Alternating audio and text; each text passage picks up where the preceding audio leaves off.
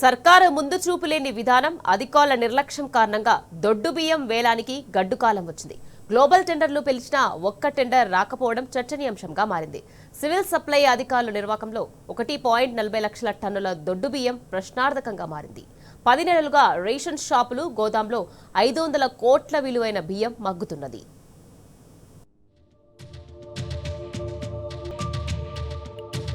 రేవంత్ సర్కార్ మిగిలిపోయిన దొడ్డు బియ్యాన్ని నమ్మేందుకు ఆపసోపాలు పడుతోంది. సివిల్ సప్లై వేలం వేసినా ఒక్క టెండర్ కూడా దాఖలు కాకపోవడంతో తీవ్ర నిరాశ ఎదురైంది.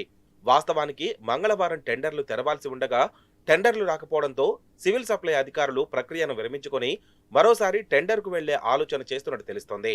రాష్ట్ర స్థాయిలో టెండర్లు పిలిస్తే ఎక్కువ మంది బిడ్డర్లు పాల్గొనరనే ఉద్దేశంతో సివిల్ సప్లై అధికారులు జెమ్ పోర్టల్ ద్వారా గ్లోబల్ టెండర్లు పిలిచినా ఒక్క టెండర్ రాకపోవడం చర్చనీయాంశంగా మారింది. ప్రభుత్వం రేషన్ కార్డులకు సన్న బియ్యాన్ని పంపిణీ ప్రారంభించడంతో అప్పటికే నిల్వ ఉన్న 1.40 లక్షల టన్నుల దొడ్డు బియ్యం పేరుకుపోయాయి.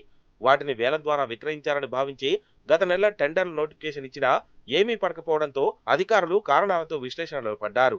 ముఖ్యంగా మొత్తం 1.40 లక్షల టన్నులను ఒకే రాట్ కింద పెట్టడమే ఇబ్బందిగా మారిందని, దీంతో చిన్న బిడ్డర్లు పాల్గొనే అవకాశం లేకుండా పోవడమే ప్రధాన కారణమని చెబుతున్నారు.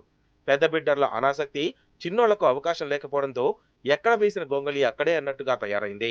కనీసం చిన్న లాట్లుగా వేస్తే ఎక్కువ బిడ్డర్లు పాల్గొనరేమో అనే అభిప్రాయాలు వ్యక్తమవుతాయి. వేలం వేయాలనుకున్న బియ్యం ధరను కిలోకు 24 రూపాయలుగా ప్రభుత్వం ముందే నిర్ణయించడం కూడా బిడ్డర్ల అయిష్టతకు కారణంగా పలువురు పేర్కొంటున్నారు. వేలం వేయాలనుకుంటున్న బియ్యం అప్పటికే పాతవిగా మారడం, సగానికి పైగా పురుగులు పట్టి నాణ్యతలో పెంచి ఉండడంతో ఆ ధర మరీ ఎక్కువ అనే బిడ్డర్లు అభిప్రాయాలు వ్యక్తం చేసినట్టు తెలుస్తోంది. అధికారుల నిర్లక్ష్యం, ముందు చూపులేని విధానం సివిల్ సప్లైకు ఆర్థికంగా తీవ్ర నష్టం చేసిందనే విమర్శలు వెలువెత్తున్నాయి.